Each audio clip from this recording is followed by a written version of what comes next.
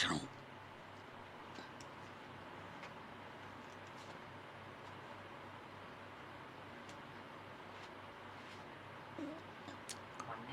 మన్నైనది వెనుకటి వలనే మరలా భూమికి చేరును. ఆత్మ దాన్ని దయచేసిన దేవుని యొద్దకు మరలా పోవును. మన్నైనది వెనుకటి వలనే మన్నవును.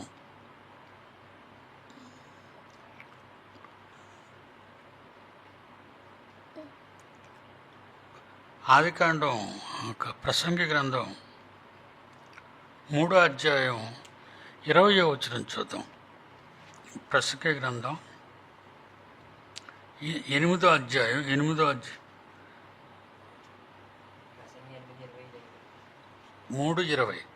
ప్రసంగి 3:20. సమస్తమును ఒక్క స్థలమునకే పోవును. సమస్తము మంటిలో నుండే పుట్టెను. సమస్తము మంటికే తిరిగిపోవును. ఒక చెట్టు కానివ్వండి, ఒక జంతువు కానివ్వండి, కడక మనిషి కానివ్వండి, సకల కోటి జీవరాశులు కానివ్వండి, విశ్వకోటి మానవులు కానివ్వండి, వీళ్ళందరూ కూడా తిరిగి మట్టిలోకి వెళ్ళిపోతారు అంటున్నాడు. ఎంత చక్కగా చెప్తున్నాడు. ఒకసారి మళ్ళా చదువుతామా? సమస్తమును ఒక్క స్థలమునకే పోతాయి, మట్టిలోకి. సమస్తము మంటిలో నుండి పుట్టాయి కనుక ఈ సమస్తం మట్టిలోకి తిరిగి వెళ్ళిపోతాయి. మట్టిలోంచే వచ్చాయి, మట్టిలోనికే వెళ్ళిపోతాయి. ఆదికాండం 3వ అధ్యాయం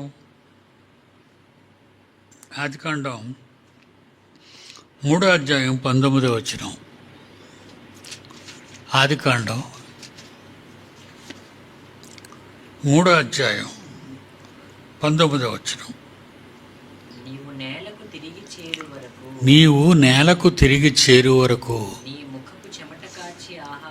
నీ ముఖపు చెమట కార్చి ఆహారము తిందువు.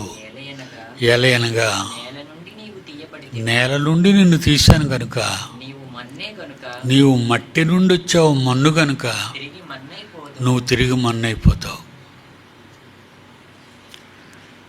దేవుడు మనం సృష్టించిన తర్వాత మన నిష్క్రమణ, మనం ఎక్కడికి వెళ్ళిపోతాం, ఎలా కలిసిపోతాం? ప్రపంచంలో చాలామంది మనుషులు చచ్చిపోతారు, మట్టిలోకి వెళ్ళిపోతారు అని అనుకోవట్లేదండి. అనంతవాయువుల్లో కలిసిపోయారను,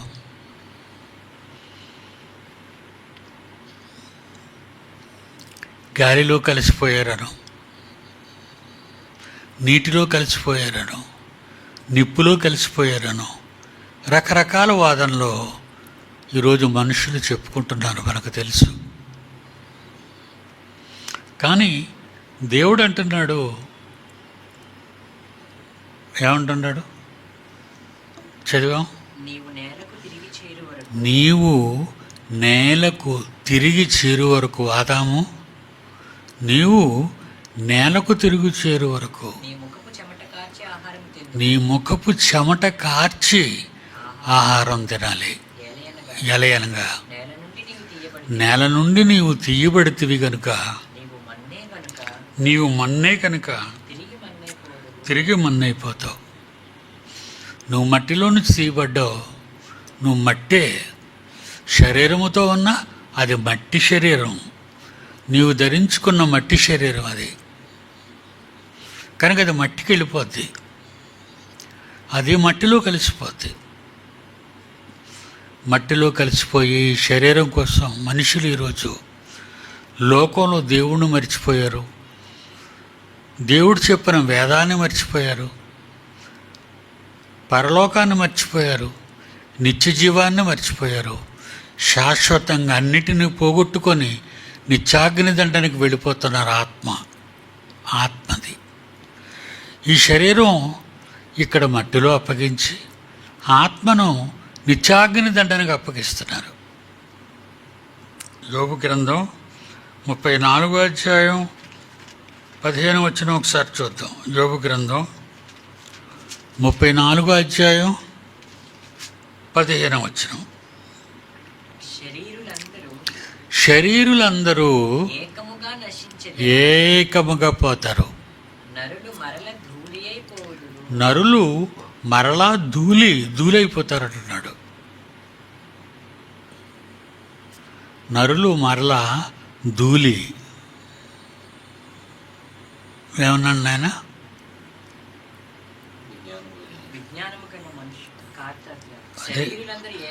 శరీరులందరూ ఏకముగా నశించుదురు,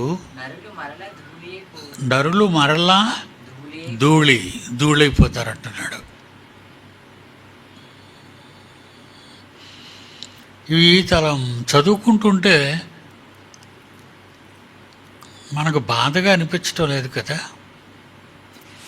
చదువుకున్నవే కదా, ఈ మాటలే కదా, విన్న మాటలే కదా అనుకుంటారు. అది ఎంత భయంకరమైనదో మన చావు. మరి చావు ఎంత దుఃఖకరమైనదో, మన వాళ్ళకి అది ఎంత భయంకరమైనదో ఆ రోజు మనం ఊహించుకోగలం, కానీ ఇప్పుడు మనం ఊహించుకోలేం. చాలా కష్టం అండి. మనం ప్రాణం పోవటం అనేది చాలా కష్టం, భరించలేం. మన వాళ్ళు భరించలేరు, కట్టుకున్నవారు భరించలేరు, పుట్టినవారు భరించలేరు. 1, 2, 3 రోజులు ఏడుస్తారు, లేకపోతే ఒక వారం ఏడుస్తారు, ఒక నెల రోజులు ఏడుస్తారు, ఆ తర్వాత మర్చిపోతారు. దేవుడు ఎందుకు రాయించాడు అంటే, మనం మాటిమాటికి మన చావు దినాన్ని గుర్తు చేసుకుంటే బుద్ధిగా బ్రతికే అవకాశం ఉంటుంది అని. మనం బుద్ధిగా బ్రతికే అవకాశం ఉంటుంది. 9వ వచనంలో 11వ అధ్యాయం ప్రసంగి గ్రంథం 9వ వచనం చదివితే 9వ వచనం 10వ వచనం, యవనుడా నీ యవనమందు సంతోషపడము, నీ యవన కాలమందు నీ హృదయమును నిండుగా ఉండనిమ్ము, నీ కోరిక చొప్పునను నీ దృష్టి యొక్క ఇష్టము చొప్పునను ప్రవర్తించు. అయితే వీటన్నిటిని బట్టి దేవుడు నిన్ను తీర్పులోనికి తెచ్చునని జ్ఞాపకముంచుకొనుము. లేత వయస్సును నడిప్రాయమును గతించిపోవును గనుక నీ హృదయములో నుండి వ్యాకులమును తొలగించుకొనుము, నీ దేహము చెరుపు దాన్ని తొలగించుకొనుము. నీ శరీరాన్ని పాడు చేసే ఎన్నో కోరికలు మనిషిలో పుట్టుకొస్తాయి, దాని మీద బ్రతుకుతాడు, చివరకు ఆ కోరికల్లోనే చచ్చిపోతాడు, ఏం చేయలేక. దేవుని పిల్లలారా, ఈ మాటలన్నీ దేవుడు పదే పదే మనకు చెప్పటంలో తన దగ్గరికి మనం వెళ్ళబోతున్నామని మొన్నైనది వినుకటం వల్లనే మన్నవును. తర్వాత ఏమన్నాడు? ఆత్మ తాను దయచేసిన దేవుని యొద్దకే మరలా వెళ్ళిపోద్ది. మరలా అక్కడి నుంచే, దేవుని దగ్గర నుంచే వచ్చాం కనుక మరలా దేవుని దగ్గరికి వెళ్ళిపోతాం అంటున్నాడు. మళ్ళా మనం దేవుని దగ్గరికి వెళ్ళిపోవాలి. దేవుని దగ్గర నుంచి వచ్చాం, దేవుని దగ్గరికి వెళతాం. దేవుని దగ్గరికి ఎలా వెళతాం? దేవుని ఇష్టాన్ని భూమి మీద నెరవేర్చినప్పుడు మాత్రమే, దేవుని కొరకు భూమి మీద బ్రతికినప్పుడు మాత్రమే.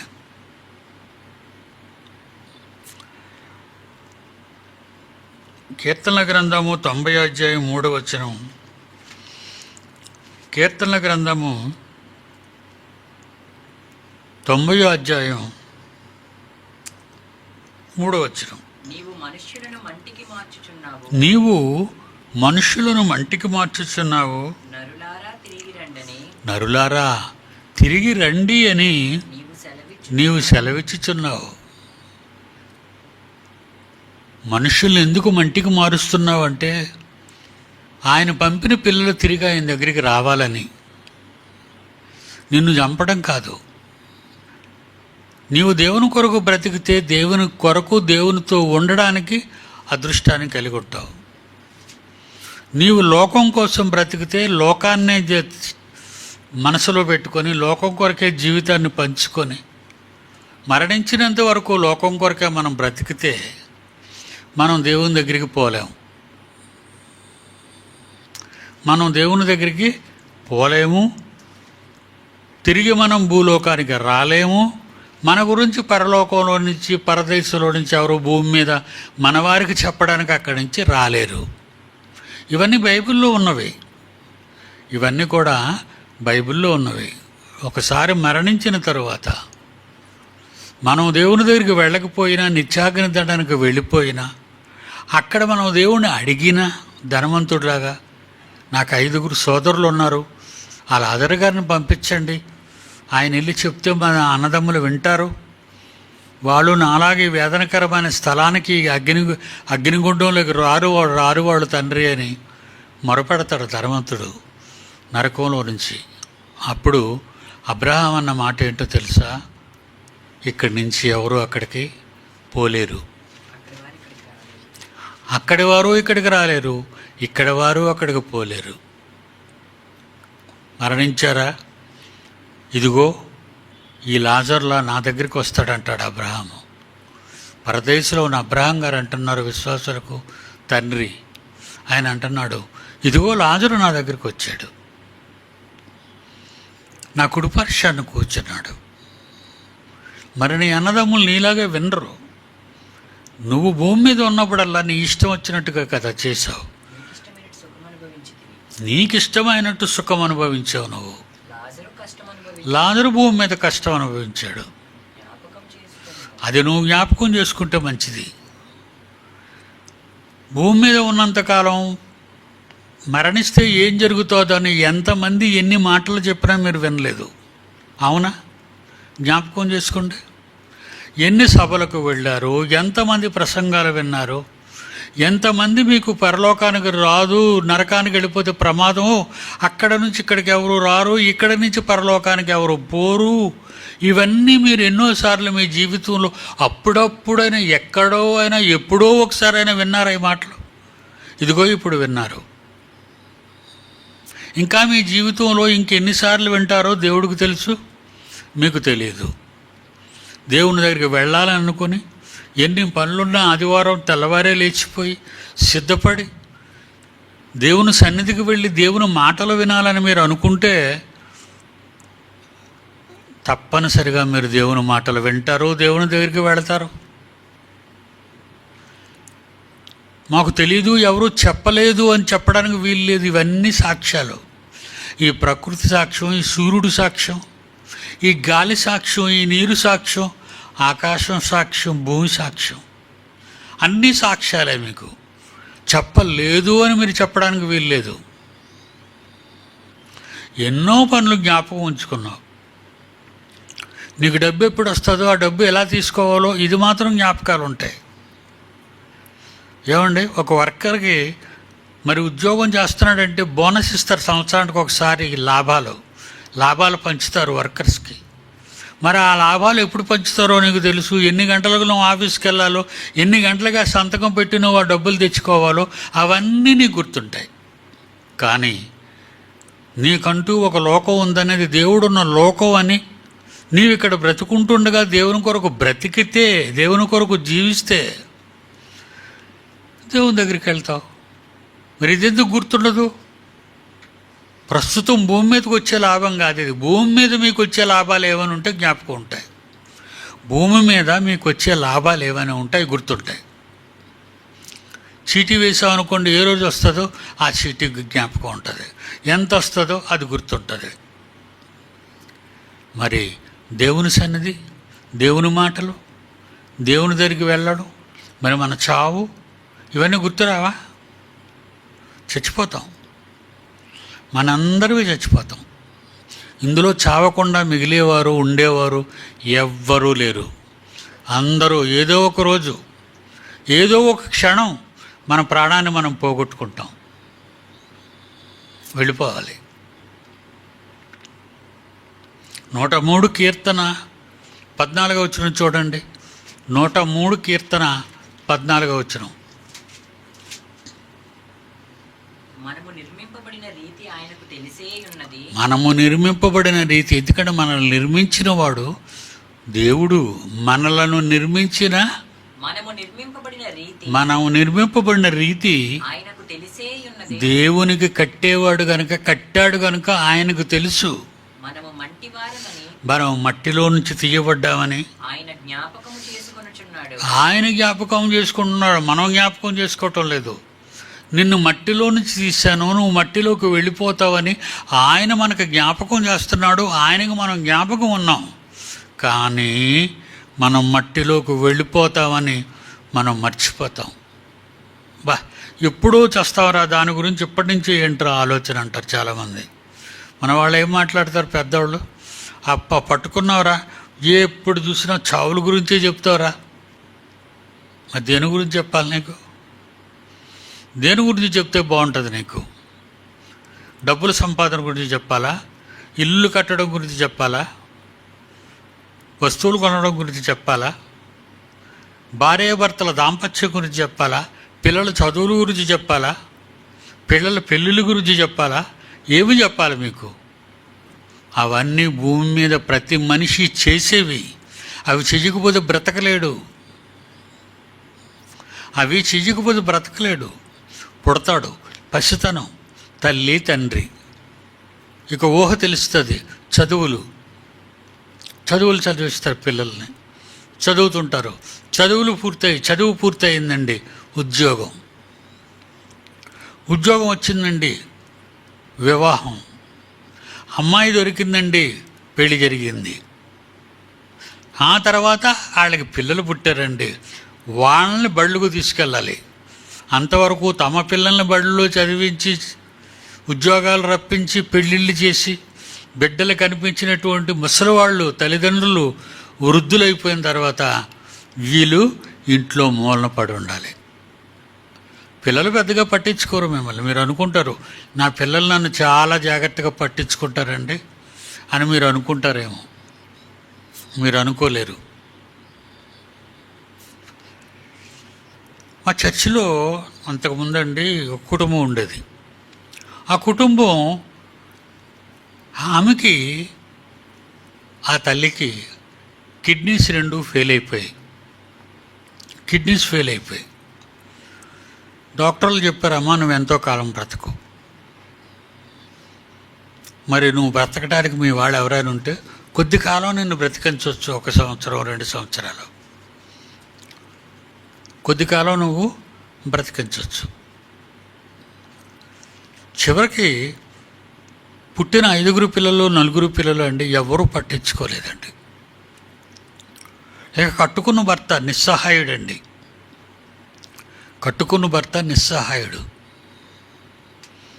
ప్రియులారా, నేను పిలిచి దెబ్బలాడాను. నీ తల్లి కదా, నీ తల్లికి నువ్వు చేయాలి కదా. నిన్ను కని పెంచి చదివించి పెద్దవాడిని చేసింది నీ తల్లిదండ్రులు. ఈ కష్టకాలంలో, ఈ రోగకాలంలో మీరు వాళ్ళ చూడకపోతే ఎలాగా? అప్పుడు వాళ్ళు తలదూర్చారు. అలా 2 ఏళ్ళు అదనంగా బతికింది ఆవిడ. 2 ఏళ్ల తర్వాత ఆమె చనిపోయింది. ఆమె కంటే ముందు భర్త చనిపోయాడు.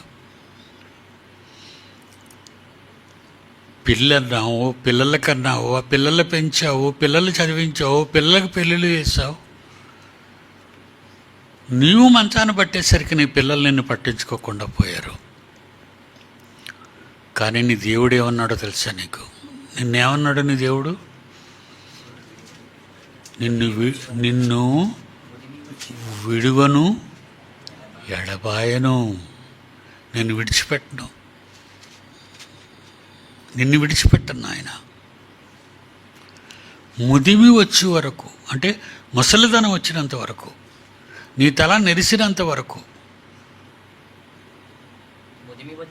ముదిమి వచ్చే వరకు నిన్ను ఎత్తుకొని వాడను నేనే. తల వెంట్రుకలు నెరయ్యే వరకు నిన్ను ఈ చంకలో వేసుకునేవాడిని నేనే. నేనే చేసి ఉన్నాను. నేనే చేసి ఉన్నాను. చంక పెట్టుకుని వాడును నేనే. చంకలో నిన్ను ఎత్తుకున్నవాడును నేను. తండ్రి అంటున్నాడండి. యెషయా గ్రంథం యెషయా గ్రంథం 46వ 46 అధ్యాయం. యెషయా గ్రంథం 46 అధ్యాయం 4వ వచనం. 4వ వచనం. ముదిమి వచ్చే వరకు ముదిమి వచ్చే వరకు నిన్ను ఎత్తుకుని నిన్ను వాడను నేను. నేనే నాయన. నేను నీ పిల్లల గురించి, నువ్వు పిల్లల మీద ఆశలు పెట్టుకొని బతుకుతున్నావా? ఈరోజు ఎక్కడ చూడండి అదే మన చర్చ ముందు ఒక బ్యానర్ కట్టారు కరెంట్ స్తంభానికి. Mother and father old age home. Mother and father old age home. మదర్కి ఫాదర్ కిందనే ఉంటుంది. మీరు గుడి అయిపోయిన తర్వాత బయటికి వెళ్తే గేట్కి ఎదురుగా సరిగ్గా కనబడుతుంది ఎల్లో కలర్లో బ్యానర్. ఏమని రాశారండి? Mother and father old age home. A original home లేదా? కొడుకు హోమ్ లేదా? కూతురు హోమ్ లేదా? కూతురు ఇల్లు లేదు. మరే ఇంకోటి ఏది? కొడుకు ఇల్లు లేదు. నీకంటూ ఒక ఇల్లు లేదు. అది పిల్లలకి రాయిస్తావు. అందులో నిన్ను ఎలాగ ఉండనివ్వరు. అందులో ఉండనివ్వరు కనుక నీ దగ్గర పెట్టుకోరు కనుక నిన్ను తీసుకెళ్ళి ఓల్డ్ ఏజ్ హోమ్లో పడేస్తారు. అది మీ అమ్మా నాన్నల ప్రేమ. మమ్మీ, డాడీ చిన్నప్పుడు ఎలా పిలుస్తావు? నాకు అది కొనవా, నాకు ఇది కొనవా, నాకు బట్టలు కొనవా? ఎంత డిమాండ్ చేస్తావే పిల్లల్ని చిన్నప్పుడు, నీ తల్లిదండ్రులను పిల్లలు. కానీ దేవుడేమన్నాడు? అలాగనలేదు. ముదిమి వచ్చే వరకు నిన్ను ఎత్తుకొని వాడను నేనే. తల వెంట్రుకలు తెల్లగా అయిపోయినంత వరకు నిన్ను ఎత్తుకొని వాడను నేనే. నేనే చేసి ఉన్నాను నిన్ను. చంక పెట్టుకుని వాడను నేనే. నిన్ను ఎత్తుకొని రక్షించువాడను నేనే. ఎంత మంచి మాటలండి మన తండ్రి అన్న మాటలు. ఈ మాటలు మీకు గుర్తొస్తాయా? మరి ఈ మాటలు గుర్తొస్తే పరలోకం మీకు గుర్తొస్తుంది. పరలోకం ఇస్తాడు మీకు దేవుడు. 75 ఇయర్స్ అండి నాకు, 75 ఏళ్ళు. అన్నీ బాగున్నాయి. ఏమండి? అన్నీ బాగున్నాయి. నన్ను ఎత్తుకుంటున్నాడండి ఆయన. నా తల వెంట్రుకలు నెరిసినంత వరకు నన్ను ఎత్తుకుంటున్నాడు, చంకలో పెట్టుకుంటున్నాడు. భోజనానికి లోటు లేదు, బట్టలకు లోటు లేదు, వీటికి పలానా దానికి లోటు అనేది నాకు అస్సలు లేదండి. ఎందుకంటే నా తండ్రి నన్ను చూసుకుంటున్నాడు కనుక. మీరు ఎవరిని నమ్మకండి, మీ వాళ్ళని నమ్మకండి, మీ పిల్లల్ని నమ్మకండి, మీ అమ్మా నాన్నలను నమ్మకండి. నేను చెప్తున్నాను, కరెక్ట్గా చెప్తున్నాను.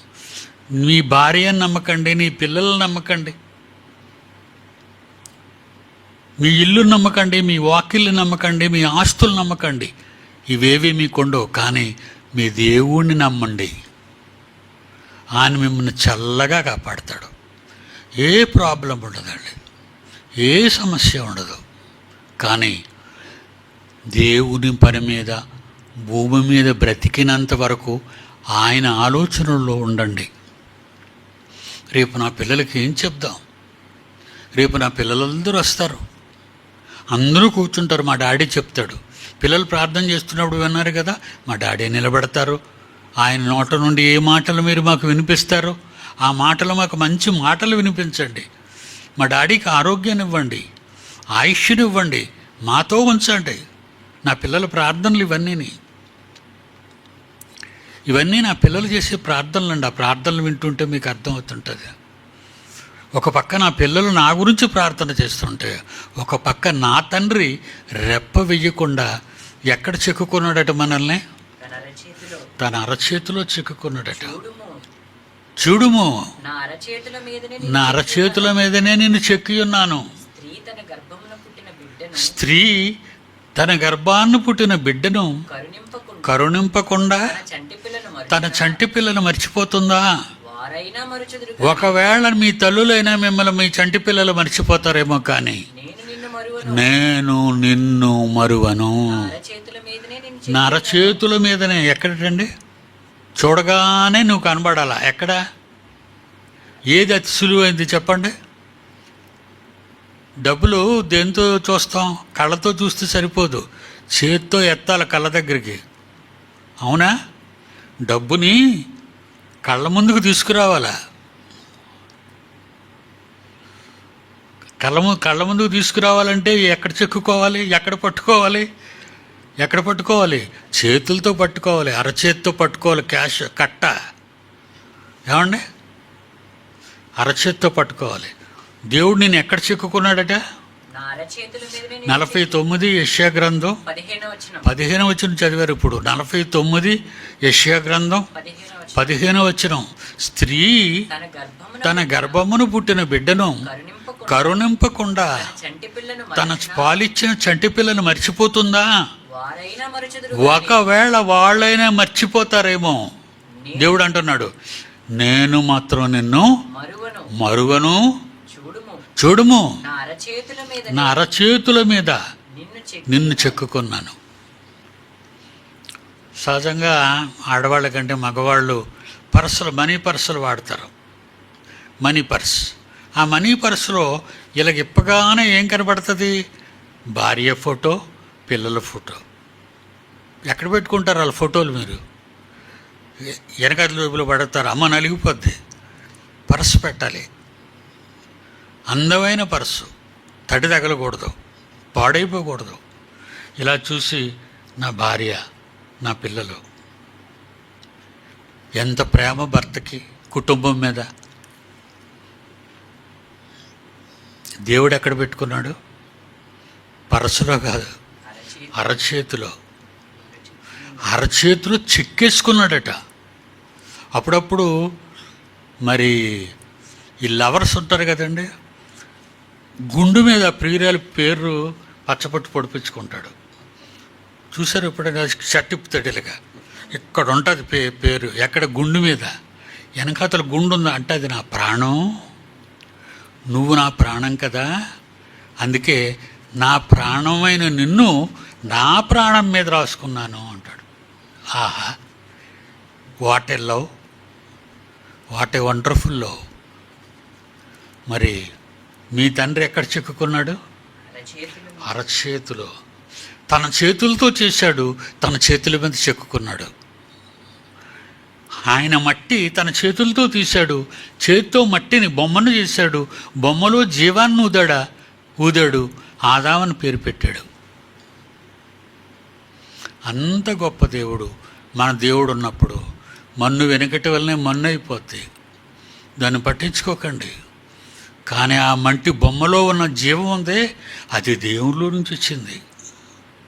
దేవుడు ఊదాడు కదా, ఊదితేనే బొమ్మలోకి వెళ్ళాడు ఆదాము దేవునిలో ఉన్నాడు. దేవుడు ఆదామును ఊదాడు. ఉఫ్ఫని జీవవాయువును ఊదగా, నరుని నాసికారంధ్రములో తన జీవవాయువును ఊదగా నరుడు జీవాత్మ అయ్యాను. What a wonderful. మంచిది కదా. మరి దేవుని పిల్లలుగా ఉంటారా మీరు? ఈవేళ చెప్పింది మీ వంట పడుతుందా? మీ జ్ఞాపకాల్లో ఉంటుందా? ఉంటే బాగుపడతారు. ఉండదా? మీకు నేను చెప్పనవసరం లేదు.